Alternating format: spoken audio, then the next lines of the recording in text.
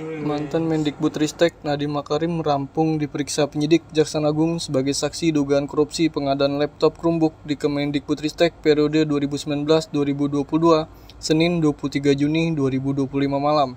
Berdasarkan pantauan, Nadiem bersama tim kuasa hukumnya tampak keluar dari Gedung Bundar Kejaksaan Agung sekira pukul 21.00 waktu Indonesia Barat. Praktis terhitung Nadiem telah menjalani pemeriksaan selama 12 jam. Usai penuhi panggilan penyidik sekira pukul 9.00 waktu Indonesia Barat pada pagi tadi, ia mengatakan pemeriksaan hari ini dilakukan dalam kapasitasnya sebagai saksi. Dia pun mengatakan bakal kooperatif kepada penyidik Kejaksaan Agung guna membuat terang kasus yang saat ini tengah diusut tersebut. Meski begitu, terkait hal ini, Nadiem tak berkomentar lebih jauh mengenai apa saja yang digali oleh Download Tribun X sekarang, menghadirkan lokal menjadi Indonesia.